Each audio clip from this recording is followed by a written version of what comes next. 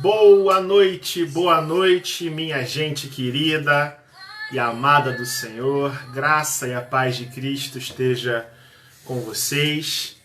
Nós, com muita alegria, mais uma vez, nos reunimos Cristo para glorificar o nome desse Deus. Ele é digno de ser louvado. Não importa onde você esteja, não importa o lugar da sua casa ou do ambiente em que você se une a nós nessa noite. Deus está interessado em sondar o seu coração. A palavra de Deus nos mostra e nos fala desse Deus que sonda as nossas mentes e corações para verificar se dali procede o verdadeiro louvor. Nós nos reunimos como corpo de Cristo, como santuário onde Deus habita, quando coletivamente eu e você nos unimos em oração para buscar o nome desse Deus, que não habita em templos, em santuários construídos pelas mãos humanas, mas nos corações, que quando se juntam como igreja de Cristo, este Deus se manifesta na nossa presença. Foi nosso Senhor Jesus Cristo que disse isso. Onde duas pessoas ou três pessoas se ajuntam e invocam o nome do Senhor, ali está a presença de Jesus. Jesus habita no nosso coração e ele fala ao nosso coração por meio da sua palavra, que é rica, que é abundante, que é cheia de graça, que é cheia da revelação de um Deus que nos ama, de um Deus que nos resgata, de um Deus que nos quer muito bem e um Deus que igualmente nos coloca na sua presença para que nós possamos desfrutar do privilégio que é louvar e adorar o nome desse Deus que é digno, que é santo e totalmente digno de ser louvado. Vamos falar com Deus, vamos entrar na presença do Senhor, vamos calar os nossos corações, vamos calar as nossas mentes das distrações que nos cercam muitas vezes, para que a adoração a Deus seja feita de forma reverente, mas também de forma atenta e que venha do fundo da nossa alma. Ó Senhor Jesus, louvado seja o teu nome, Senhor, porque embora, Senhor, distantes uns dos outros, nós nos aproximamos pelo teu Santo Espírito. Nós nos unimos aos nossos irmãos em mais uma noite em que o Senhor nos convida a te buscar, Senhor, onde o Senhor se apraz nos nossos louvores, onde o Senhor tem prazer em nós, ó Deus, e nós queremos, Senhor, desfrutar deste momento, ó Deus, como, Senhor, sendo algo que venha fruto do nosso coração, com a sinceridade que o Senhor nos concede, ó Deus, com, Senhor, o amor que corresponde ao teu amor derramado naquela cruz, Senhor. Este amor, Senhor, que há em nós precisa ser amadurecido, aperfeiçoado. Precisamos, ó Deus, nos aproximarmos de Ti. Mas, ó Deus, com a simplicidade da nossa alma, com a singeleza do nosso coração, é que, ó Deus, nós rogamos as Tuas misericórdias, a fim de que este culto aqui prestado, ó Deus, não seja mera formalidade, Senhor, não seja apenas bater o ponto, Senhor, de se fazer um culto, ó Deus, mas que em tudo isso nós possamos sentir o prazer que é te louvar, sintamos, ó Deus, a alegria genuína que vem do Espírito Santo, Senhor, mas também nós tenhamos em mente que o Senhor está presente no nosso meio, que Jesus Cristo, nosso Senhor, se faz de fato presente aqui, operando nos nossos corações pelo seu Santo Espírito, essa graça revelada a nós, Senhor, que nos salvou das trevas para o reino maravilhoso, onde o Senhor Jesus Cristo é Rei e Senhor dos nossos corações. Ó Deus, nos dê a direção, nos dê a alegria que vem do Teu Espírito. É isso que nós queremos, Senhor. Pedindo ainda o perdão dos nossos pecados e clamando que Tu sondes o nosso coração, de que o Senhor habite, ó Deus, em cada pensamento, em cada gesto de louvor e palavra, seja ela lida, cantada, Senhor, ou pregada.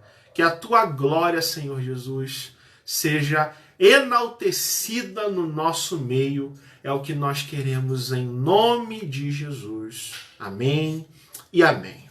Vamos cantar, meus irmãos queridos. Vamos começar este culto com muita alegria e muito louvor, cantando um cântico que se intitula Sonda-me, Senhor, e me conhece. É uma oração que o salmista fez certo dia, né? E é a oração que eu e você vamos fazer cantando nesse momento. Sonda-me, Senhor, e me conheces, quebranta o meu coração, transforma-me conforme a Tua palavra e enche-me até que em mim se ache só a Ti. Se você deseja isso, cante comigo essa oração que é muito necessária de nós fazermos nesse dia. Sonda-me, Senhor, e me conheces, quebranta o meu coração, transforma-me conforme a Tua palavra e enche-me até que em mim se ache só a Ti.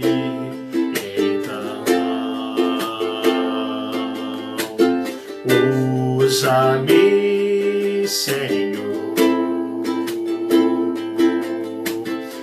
usa-me como um farol que brilha à noite, como ponte sobre as águas, como abrigo no deserto, como flecha que acerta o alvo. Eu quero ser usado da maneira que Te agrade, em qualquer hora e em qualquer lugar. Eis aqui a minha vida, usa-me, Senhor. Vamos no início? Sonda-me, Senhor, e me conheces, quebranta o meu coração, transforma-me conforme a Tua palavra e enche-me até que em mim se ache só a Ti. Então, usa-me, Senhor,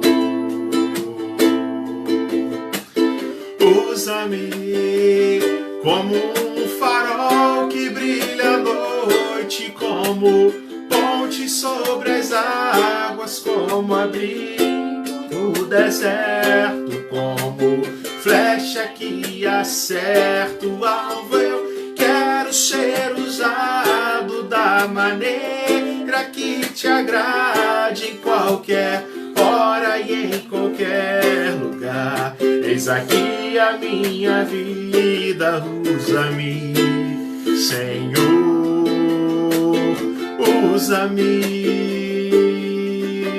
sonda-me, quebranta-me, transforma-me,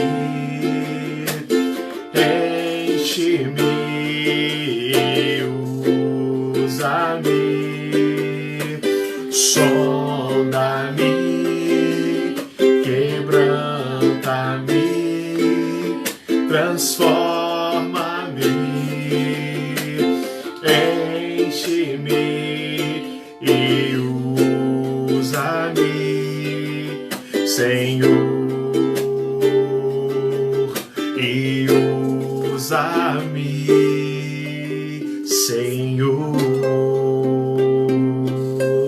Aleluia. Amém. Glória a Deus. Amém. Irmãos, boa noite a todos, graça e paz do nosso Senhor e Salvador Jesus Cristo. Convido vocês neste momento a abrir a sua Bíblia em Salmos 80, capítulo 80. Salmos 80. Diz assim a palavra do Senhor, pedindo restaurações. Dá ouvidos, ó pastor de Israel, tu que conduzes a José como um rebanho, tu que estás entronizado acima dos querubins, mostra o teu resplendor. Perante Efraim, Benjamim e Manassés, desperta o teu poder e vem salvar-nos. Restaura-nos, ó Deus, faze resplandecer o teu rosto e seremos salvos. Ó Senhor, Deus dos exércitos, até quando estarás indignado contra a oração do teu povo? Dás-lhe a comer pão de lágrimas e a beber copioso pranto. Constituís-nos em contendas para os nossos vizinhos, e os nossos inimigos zombam de nós a valer. Restaura-nos, ó Deus dos exércitos, faze resplandecer o teu rosto e seremos salvos. Trouxeste uma videira do Egito e expulsaste as nações e aplanastes. Dispuseste-lhes o terreno, ela deitou profundas raízes e encheu a terra. Com a sombra dela os montes se cobriram, e com os seus sarmentos os cedros de Deus. Estendeu ela a sua ramagem até o mar e os seus rebentos até o rio. Por que lhe derribaste as cercas de sorte que a vindimam todos os que passam pelo caminho?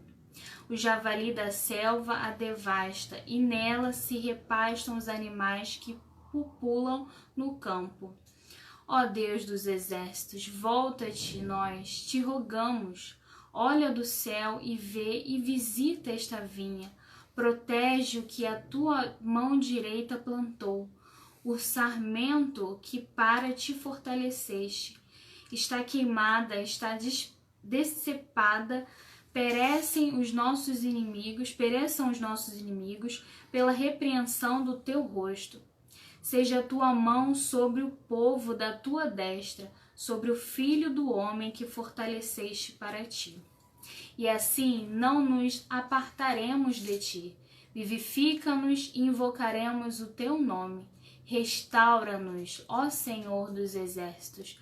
Faze resplandecer o teu rosto e seremos salvos. Amém, irmãos. Convido você neste momento a fechar os seus olhos. Vamos falar mais uma vez com o nosso Deus. Senhor Deus e amado Pai, ó Deus, te agradecemos, Senhor, por mais um dia, Senhor, em tua presença. Te agradecemos, Senhor, pela tua graça, ó Deus, e o teu cuidado, Senhor, que se derrama sobre nós todos os dias, ó Deus. Amém. Senhor, neste momento, Senhor, te pedimos pela tua palavra, Senhor, que será exposta, ó Deus, pelo teu servo Carlos, ó Deus. E te pedimos, Senhor, que tu venha usá-lo mais uma vez, Senhor, para falar aos nossos corações, Senhor. E nós, como filhos teus, Senhor, nos ajuda a estar atento, Senhor, à tua voz, à tua palavra, Senhor. Para que a cada dia, Senhor, possamos melhorar, Senhor, segundo a tua vontade, ó Deus. É assim que te pedimos, ó Deus, e te agradecemos, ó Pai. Em nome do seu Filho, Jesus Cristo. Amém. Amém. Meus irmãos queridos, graça e paz a todos mais uma vez.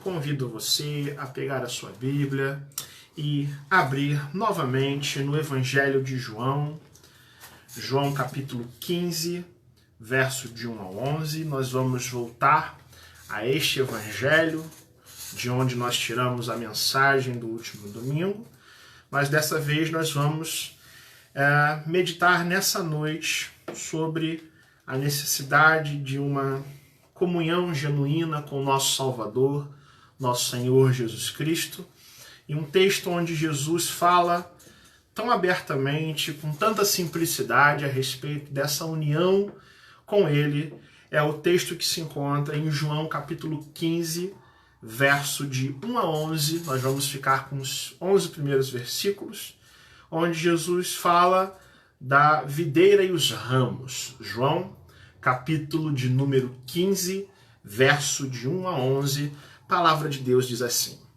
Eu sou a videira verdadeira, e meu pai é o agricultor. Todo ramo que estando em mim não der fruto, ele o corta, e todo que dá fruto limpa, para que produza mais fruto ainda. Vós já estáis limpos pela palavra que vos tenho falado. Permanecei em mim, e eu permanecerei em vós. Como não pode o ramo produzir fruto de si mesmo, se não permanecer na videira, assim nem vós o podeis dar, se não permanecerdes em mim. Eu sou a videira, vós os ramos. Quem permanece em mim e eu nele, esse dá muito fruto, porque sem mim nada podeis fazer. Se alguém não permanecer em mim, será lançado fora à semelhança do ramo e secará, e o apanham, lançam no fogo e o queimam. Se permanecerdes em mim e as minhas palavras permanecerem em vós, pedireis o que quiserdes e vos serás feito. Nisto é glorificado meu Pai, em que deis muito fruto, e assim vos tornareis meus discípulos. Como o Pai me amou, também eu vos amei. Permanecei no meu amor. Se guardardes os meus mandamentos, permanecereis no meu amor, assim como também eu tenho guardado os mandamentos de meu Pai, e no seu amor permaneço. Tenho-vos dito estas coisas para que o meu gozo esteja em vós e o vosso gozo seja completo. Louvado seja o Senhor Jesus por tão brilhante explicação a respeito dessa união, do permanecer nele, do ter intimidade com o nosso Salvador. Amém, queridos irmãos?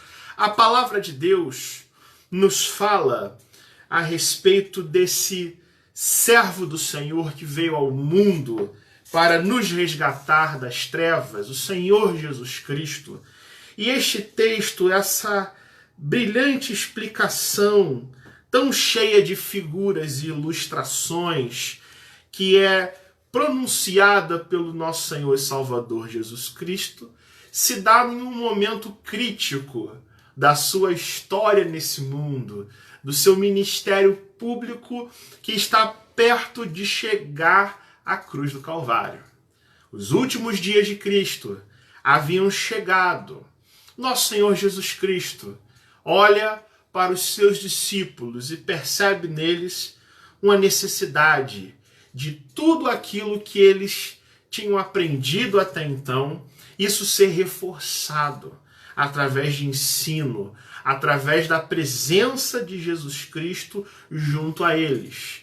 Nosso Senhor os chama e dá àqueles homens, aqueles jovens pescadores, coletores de impostos, lá da Galileia, 12 homens simples como eu e você, mas poderosamente usados nas mãos de Deus. E Jesus se assenta com eles e fala uma coisa para eles que impacta o mundo, e impacta a minha vida e a sua vida, dizendo: eu sou o Senhor de vocês, mas saibam de uma coisa, eu vim ao mundo para servir. Jesus pega uma bacia e uma toalha e lava os pés dos seus discípulos, ensinando a eles o valor da humildade, que é completamente basilar no reino de Deus. Igualmente, nosso Senhor diz que um daqueles 12 haveria de traí-lo. Muitos ali discutem entre si e a situação vai apontando para Judas Iscariotes. Nesse momento, Jesus observa uma oportunidade para advertir os seus discípulos a que eles não imitassem Judas, mas permanecessem nele, que é a videira verdadeira. Nosso Senhor, então, promove palavras de conforto, de consolação, dizendo: olha, vocês não têm que ficar com o coração turbado ou perturbado, mas antes creiam em Deus e credes também em mim. Na casa do meu Pai há muitas moradas. Se assim não fosse, eu não teria dito: eu sou o caminho, eu sou a verdade, eu sou a vida. Eu ainda vou rogar ao Pai, e Ele vai enviar um outro Consolador que sempre vai estar presente com vocês, a saber, o Espírito da verdade, o Espírito que o mundo não conheceu, que vai nortear a vida de vocês. E Jesus fala dessa necessidade de todos aqueles que são seus discípulos, de não apenas crerem no seu nome, de não apenas o receberem como Senhor da vida, mas permanecerem constantemente em Jesus Cristo. A palavra permanecer, por exemplo, ela se repete várias vezes nesse texto, dizendo: permaneçam em mim, que sendo assim eu vou permanecer em vocês. E a partir do fato de nós permanecermos em Cristo e Cristo em nós, há consequências, há frutos que surgem em nossas vidas quando nós nos unimos a Jesus Cristo. E Jesus vai dizer, de uma forma que eles conseguiam entender claramente o funcionamento dessa união, usando aqui não compêndios teológicos, não teorias abstratas ou coisas difíceis de entender, mas dizendo para eles: eu sou a videira verdadeira, meu pai é o agricultor e vocês são os ramos, que se vocês estiverem unidos comigo, o Pai vai limpar a vida de vocês, para que vocês deem muito fruto, porque o ramo na videira, ele existe para dar fruto. Caso contrário, o Pai corta para que ele seja arrancado da videira. Nosso Senhor Jesus Cristo usa essa alegoria da videira, tão interessante, tão simbólica, porque nosso Senhor e Salvador não era aquele tipo de pregador que responde perguntas que não são feitas. Nosso Senhor Jesus Cristo era um pregador íntegro e fiel às Sagradas Escrituras, mas também um pregador relevante.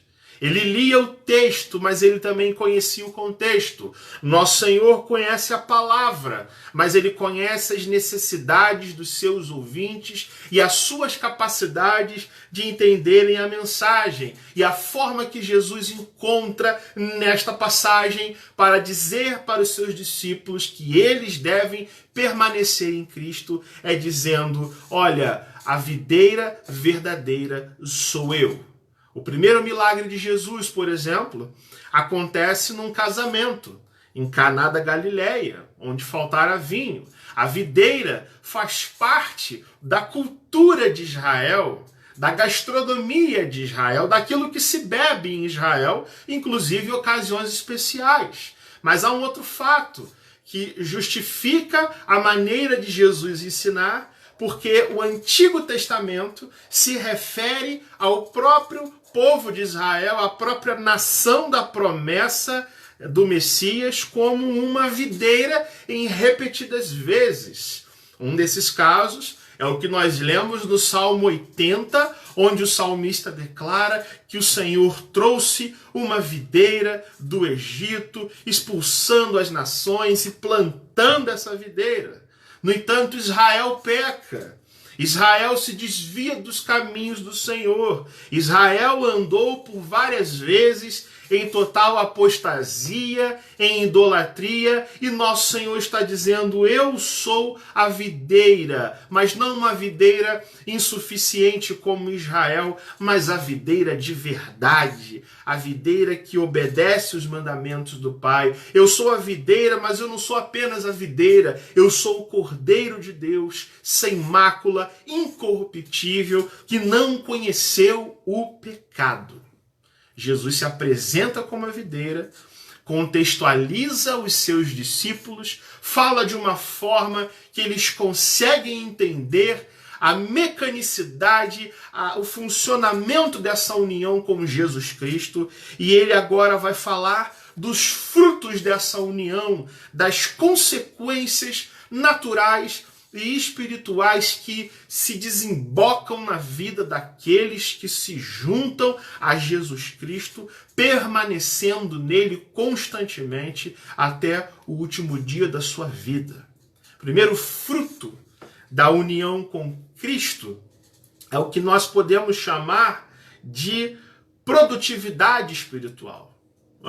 A produtividade espiritual é aquilo que Jesus diz no verso 2, de que todo ramo que uma vez estando nele, o Pai corta para que produza, o Pai limpa para que produza mais fruto ainda. Ou seja, nosso Salvador é a videira verdadeira que existe não apenas para que a gente fique contemplando a beleza dele, contemplando os seus feitos, mas ele nos convida a sermos ramos verdadeiros dessa videira, a participarmos com Jesus Cristo de uma nova vida.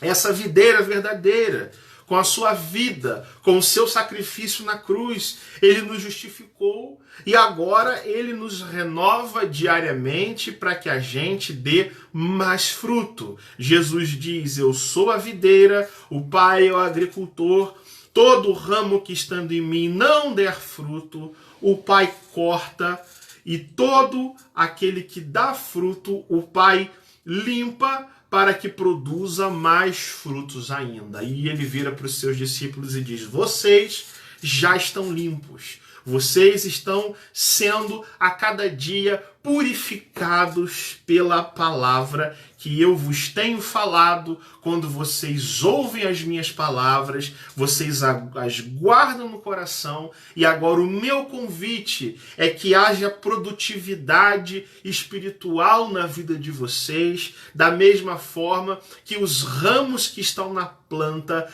produzem frutos na vida. E Jesus nos mostra que essa produtividade espiritual, ela começa com a ação de Cristo na vida, com a intervenção de Deus, com o ouvir a sua palavra, guardá-la no coração, mas não apenas guardá-la, anunciá-la para o mundo e praticá-la nas nossas atitudes, nas nossas ações, nas nossas decisões e vontades e desejos na vida. Mas Jesus diz também que essa produtividade espiritual, ela exige que cada vez mais os ramos, os discípulos, aqueles que se unem a Cristo, que têm a sua palavra no coração e aguardam, desenvolvam a permanência em Jesus, sejam constantes e focados numa vida com Cristo. O verso 4, Jesus diz: agora vocês que estão limpos pela minha palavra, vocês precisam permanecer em mim e eu permanecerei em vocês, da mesma forma que um ramo, se ele for arrancado da videira, ele seca, ele não produz fruto de si, ele não tem vida, ele não se desenvolve se não permanecer na videira. Assim também vocês não podem dar frutos se vocês não permanecerem em mim. Perceba, meus irmãos, nosso Senhor e Salvador Jesus Cristo nos chama a dar frutos, nos chama a nos desenvolvermos espiritualmente, mas ele tem um pré-requisito: você precisa estar comigo. E foi assim que aconteceu com os discípulos de Cristo. Jesus Cristo chama aqueles 12, não para que eles saíssem logo de imediato pregando, anunciando a palavra, expulsando demônios, operando sinais, mas a palavra de Deus diz que Jesus chama aqueles homens para, em um primeiro momento, estarem com ele. Estarem aos pés dele, estarem ouvindo a palavra dele e desfrutando não do agir de Jesus, mas da presença de Jesus, entendendo o Salvador, entendendo o que é de fato esse Messias que veio ao mundo, esse Cristo de Deus que a gente agora, olhando para ele, a gente tem que permanecer nele, guardando os seus mandamentos. Jesus prossegue no verso 5 e ele diz: eu sou a videira, vocês são os ramos, quem está em mim, quem fica comigo, quem permanece em mim e eu nele, esse dá muito fruto. Crente que não frutifica na vida, meus irmãos, não está em Cristo. Crente que não tem demonstração de fé, crente que não tem a capacidade de frutificar, de mostrar às pessoas quem é Jesus Cristo, é porque precisa ainda entender o que significa se unir de fato ao Salvador. E eu não estou falando aqui, irmãos, dos nossos dons e talentos necessariamente, eu não estou falando aqui dos cargos eclesiásticos que nós ocupamos necessariamente, eu estou falando de uma vida aos pés do Senhor Jesus Cristo, onde Ele nos chama a participarmos do seu reino, a sermos discípulos de Cristo que proclamam as boas novas do Evangelho de salvação para que todos aqueles a quem o Senhor ama e quer salvar sejam alcançados de acordo com os propósitos de Deus, pela graça de Deus, a serem mais ramos dessa videira. Deus nos chama a nós darmos frutos, a nos levantarmos, a sairmos apenas da contemplação, da imaginação, do fato de nós somente termos uma vida religiosa, somente entendermos que Deus existe, mas Jesus Cristo diz que essa união com Ele produz fruto, e muito fruto, onde a origem está não na nossa força, mas no fato de nós estarmos unidos à videira verdadeira, que é o Senhor Jesus Cristo, conforme o verso 5 ele diz: porque sem mim vocês nada podem fazer.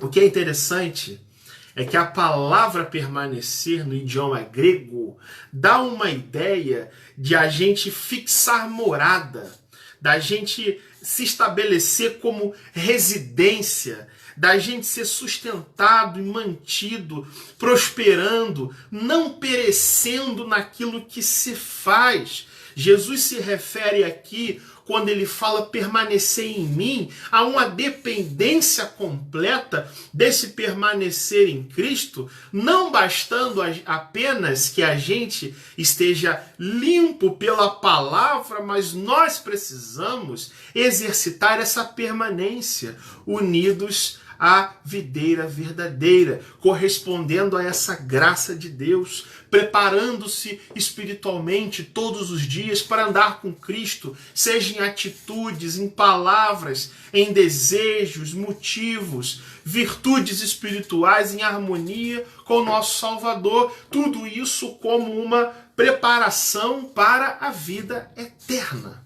E Jesus diz mais uma coisa sobre essa produtividade espiritual.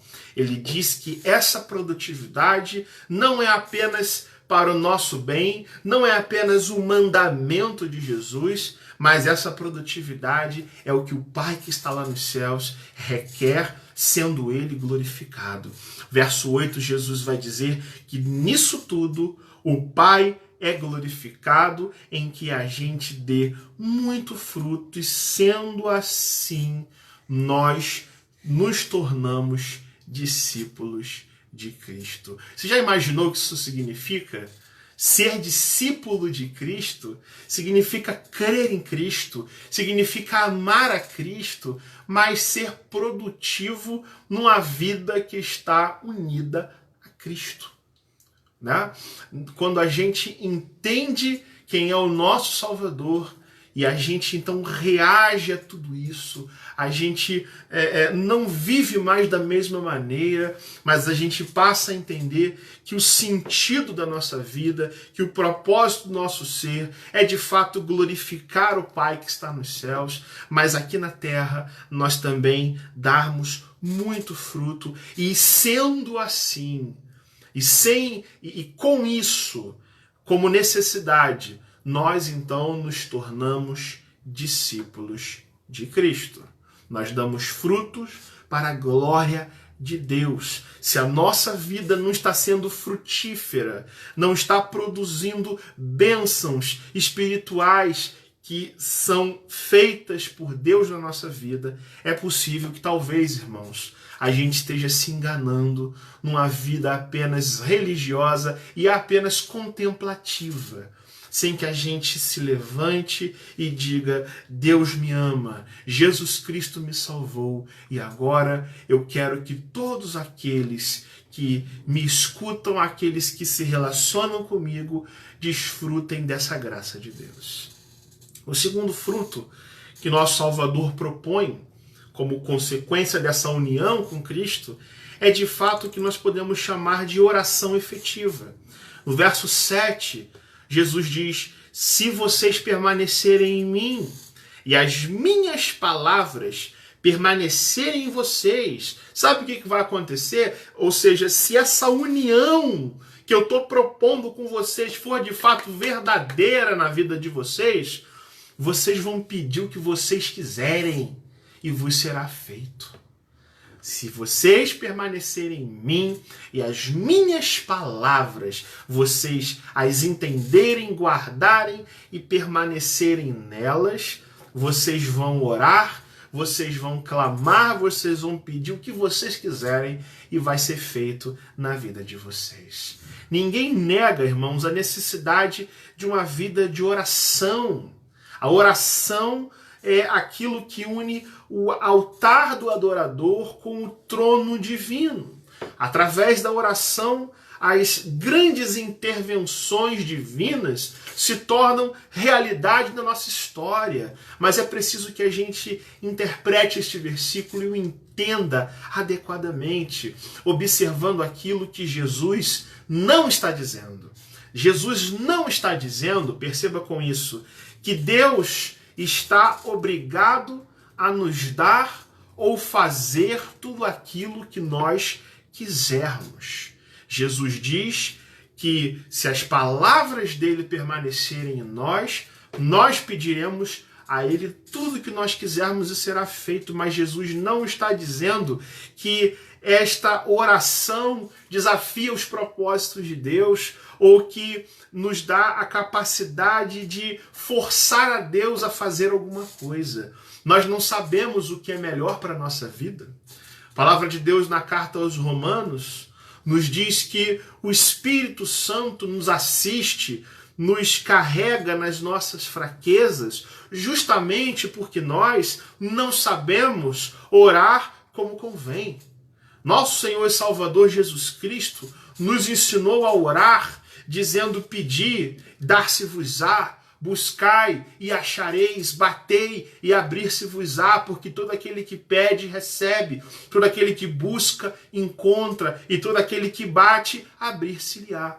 Mas nosso Senhor e Salvador não diz que todo aquele que pede, recebe necessariamente aquilo que pede. O que Jesus quer dizer com esse versículo como fruto de uma união com Cristo? Nosso Senhor está dizendo que todo aquele que permanece unido a Cristo, em fato, em verdade, essa pessoa aprende a orar de uma forma que agrade a Deus. Perceba isso. Nós, com a vida em Cristo, aprendemos a orar com fé e orar pedindo a vontade de Deus. Quem permanece em Cristo e as palavras de Cristo permanecem no seu coração, entendem que este coração que produz desejos, este coração é enganoso e desesperadamente corrupto. Mas a vontade de Deus, que é boa, agradável e perfeita, é de fato o que nós pedimos para a nossa vida. Foi aquilo que nosso Salvador fez quando estava lá no Getsêmani, não? Ele orou ao Pai dizendo: Senhor, passa de mim este cálice, mas se for da tua vontade, Senhor, ó Deus, passa de mim este cálice, mas faça-se a tua vontade em mim. E a gente sabe que essa oração que o Filho faz ao Pai não é atendida e Jesus Cristo vai para uma cruz morrer por nós. O que o nosso Salvador de fato ensina sobre a oração quando ele diz no verso 7 que se nós permanecermos nele, nós pediremos aquilo que vier do nosso coração e nos será feito. Jesus está dizendo que aqueles que se unem a Ele alcançam e desenvolvem maturidade espiritual para entender a soberania de Deus, para entender a sua vontade e não a nossa que deve prevalecer. Quem permanece em Cristo tem os seus desejos do coração corrigidos. Desejos que muitas vezes, se fossem permitidos por Deus, nos afastariam muito mais do nosso Deus. E aí a gente entende uma coisa, meus irmãos, que quando falamos com Deus, falamos com fé, mas não sendo a fé a certeza de que Deus vai nos dar o que nós quisermos, mas sendo a fé a ideia e a convicção de que Deus vai agir na nossa vida da forma que Ele quer. Que o agir de Deus sempre será o melhor para a nossa vida, ainda que a gente sofra, ainda que a gente não compreenda os propósitos de Deus para a nossa vida, num primeiro momento, o nosso Deus continua sendo soberano e poderoso para cuidar de nós. A oração efetiva é aquela que se encontra com os planos de Deus e que está alinhada com os corretos e sábios propósitos do Senhor. Para que isso aconteça, a gente tem que estar unido com Cristo. Para que isso aconteça, a gente tem que estar de fato com as palavras do Senhor Jesus em transformação no nosso coração, porque sem a palavra de Deus, meus irmãos, nós não conseguimos produzir uma oração que de fato alcance a vontade do nosso Deus. Da mesma forma que para ler a Bíblia, para pregar a palavra, é necessária a iluminação do Espírito Santo para nós pedirmos qualquer coisa a Deus. É mister que a gente entenda quem é Cristo e a gente tenha as palavras dele bem guardadas e enraizadas no nosso coração. E o terceiro e último fruto que Jesus fala para os seus discípulos e para mim e para você é o que nós podemos chamar de plenitude de alegria. No verso 11, Jesus vai concluir essas ideias dizendo: tudo isso eu tenho dito para vocês para que o meu gozo, a minha alegria esteja em vocês e o vosso gozo, a sua alegria seja completa. A palavra gozo em grego nos dá uma ideia de prazer, de alegria, de satisfação, mas principalmente se ter prazer com a presença de alguém na vida. E Jesus diz: eu tenho dito para vocês essas coisas para que o meu gozo, não a alegria que esse mundo promete, não as regalias que esse mundo oferece, não os prazeres que vêm deste mundo caído, mas a própria alegria em Deus. Não essa alegria inconstante, meramente emocional, meramente circunstancial, mas a genuína, constante, eterna e imutável alegria em Cristo, que não é sentimento, que não depende das circunstâncias da vida, mas antes a alegria de um crente que está unido a Jesus Cristo é de fato a pessoa de Cristo. A alegria para um crente, estar feliz, estar alegre, meus irmãos, não dependem de o dia ter amanhecido ensolarado, ou estar chuvoso ou nublado. A nossa alegria nem mesmo sentimento é, mas a nossa alegria é uma pessoa. É Jesus Cristo. Jesus diz: se vocês permanecem em mim, entendam que tudo isso eu tenho ensinado para vocês, para que a própria alegria de vocês seja a minha alegria e seja uma alegria completa, que encha vocês, que complete vocês, que preenche o vazio da alma de vocês, para que vocês não busquem alegria, satisfação e contentamento em qualquer outra coisa, mas que essa alegria seja suprida, fornecida gratuitamente por aquele que é a videira verdadeira, cujo pai é o agricultor. Jesus diz que essa alegria, ela faz abundar o nosso coração, transborda a gente, nos faz estar abastecido e totalmente satisfeito com a sua presença, de forma que quem está unido com Cristo, quem permanece nessa união com Cristo, alcança uma vida cheia de graça, não obstante as diversas tribulações da vida. Nada falta a um crente que permanece em Jesus Cristo. Nosso Salvador nunca nos prometeu ausência de problemas. Nosso Salvador nunca disse que nós passaríamos por essa vida sem esbarrarmos nas pedras do caminho. Mas o nosso Salvador nos promete a sua presença abençoadora no meio dos problemas da vida. A gente sabe, por exemplo, de muitas pessoas que depois de convertidas, elas testemunham que passaram a enfrentar um número incontável de tempestades na vida. Há muitas pessoas que são assim, não é? Quando elas não têm Cristo, tudo vai bem, mas quando elas recebem a palavra de Jesus no coração e são alcançadas para o reino de Deus, parecem que as lutas se multiplicam. No entanto, o que Jesus está dizendo é que essa alegria, esse gozo completo é aquele que nos faz superar todas as tribulações da vida, onde a gente pode dizer assim, olha, a minha vida está com Cristo e mais vale, é muito melhor ter Cristo no meio das tempestades do que a calmaria longe da presença de Jesus.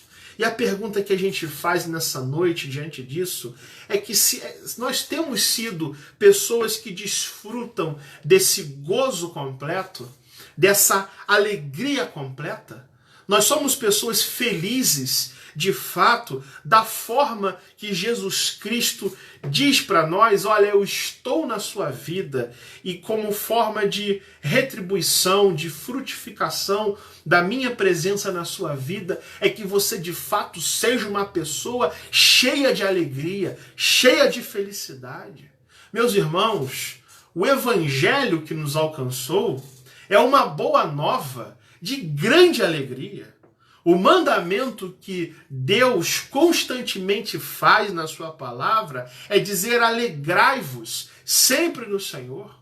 A Bíblia diz que o fruto do Espírito é alegria, de forma que não há temor, não há medo, não há preocupação que nos tire dessa paz de Deus, desse consolo divino que nunca falta àquele que está em Cristo. Tenha certeza que na sua vida há muitos mais motivos para você se regozijar em Deus, de você se alegrar em Deus, do que tempestades, por mais terríveis que os momentos da vida sejam, por mais pandemias que hajam, por mais desafios e conflitos que possam haver no nosso lar, na nossa casa, nos ambientes profissionais, nós sabemos que estando em Cristo a nossa vida, o nosso gozo não vem desse mundo, não vem das circunstâncias, vem do nosso Salvador, que é a nossa videira e que diz para você, seja o meu ramo, permaneça em mim, tenha as minhas palavras com você, e além de você saber orar como convém, além de você produzir espiritualmente a sua própria alegria, vai ser uma alegria constante, vai ser uma alegria completa, e nós não vamos nos abalar, meus irmãos, pelo simples saculejo das circunstâncias, que muitas vezes tentam nos tirar a paz. Como é que a gente reage a tudo isso, irmãos? Como é que a gente, entendendo que Jesus é de fato a videira verdadeira, que o Pai que está nos céus é o agricultor, e a gente é chamado por Jesus a sermos ramos dessa videira, estarmos unidos com Cristo, como é que o nosso coração se liga a isso, reage a isso, e isso transforma a gente? A gente entende que o que a gente precisa observar é que essa união com Cristo, ela é proposta do próprio Salvador. É Cristo quem propõe essa união. Perceba o valor disso. É Jesus Cristo e não nós que amamos primeiro a Ele, mas Ele que primeiro nos amou. É o Senhor Jesus Cristo que toma a iniciativa de se relacionar conosco. Ele diz: eu sou a videira e vocês são os ramos. E dessa forma, essa graça maravilhosa de Cristo tem que despertar o nosso coração hoje, para que a gente contemple a presença de Cristo, mas a gente não fique apenas na contemplação, na admiração, mas a gente tome a atitude de se unir, de se entranhar com Cristo, de permanecer com Ele na vida para sempre. A gente precisa entender, irmãos, que ter Jesus no coração não é uma mera faculdade, não é uma mera opção. Você é conduzido pelo amor de Cristo a essa nova vida. Você que não merece nada, você que é totalmente pecador, é alcançado pela graça de Cristo, meus irmãos, porque nós amarmos a Cristo é um milagre, mas Cristo nos amar e provocar em nós essa união, isso se chama graça. Graça de Cristo para a nossa salvação. E a gente tem que entender também que permanecer em Cristo não é apenas a gente ter meros cacuetes religiosos, meros cacuetes denominacionais, não é a gente apenas termos hábitos rotineiros de religiosidade. Não! Jesus nos chama para uma união que é muito mais profunda, que é baseada não nos nossos preceitos morais, não no nosso senso de consciência, mas é a gente viver no amor de Cristo. E a gente guardar os mandamentos do Pai no coração.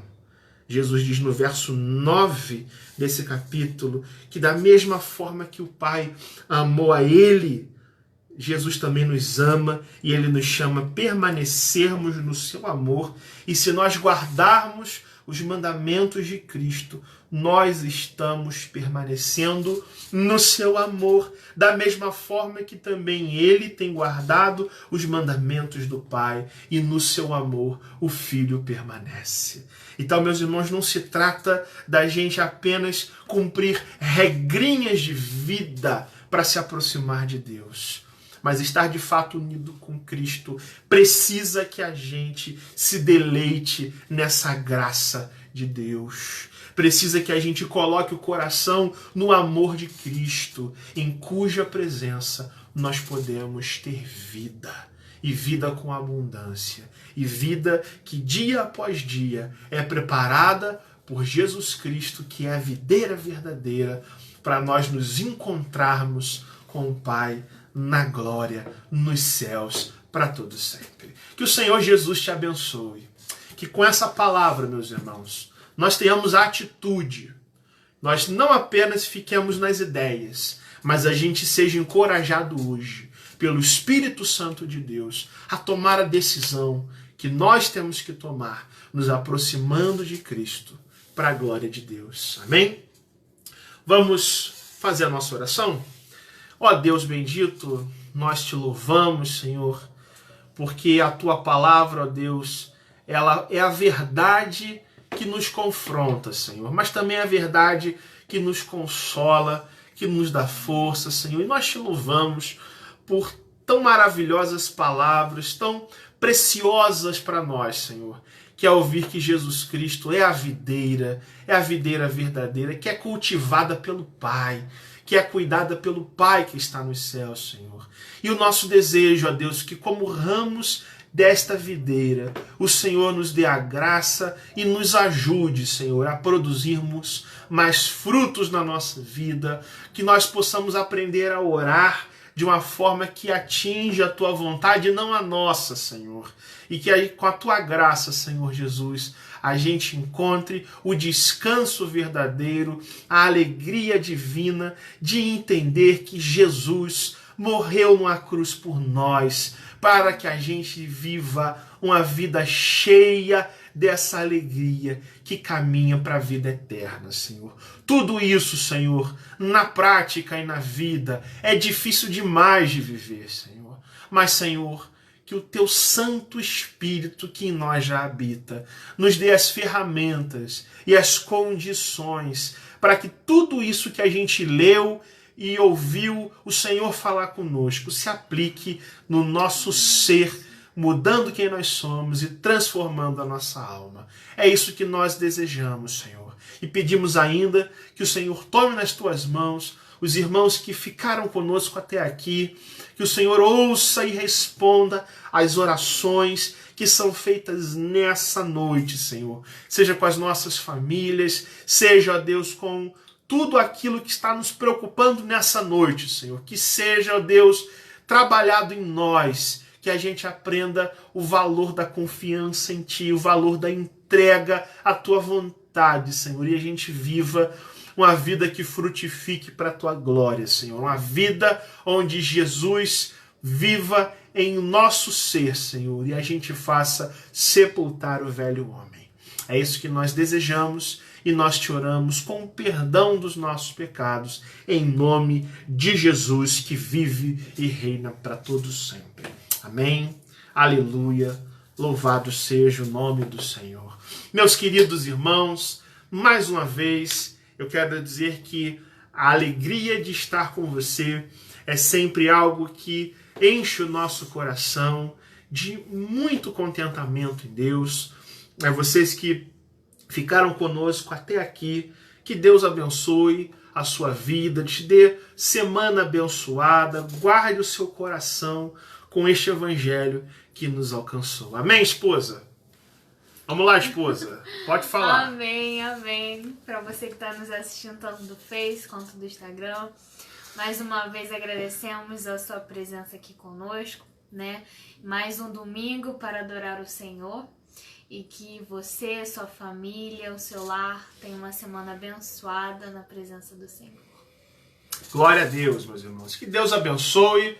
E não se esquece de fazer aquilo que eu sempre peço. Compartilhar esse vídeo para os nossos amigos e irmãos ouvirem a palavra de Deus. Que o Senhor te abençoe, te conceda uma semana abençoada na presença de Deus. Fique na paz e que Deus te abençoe.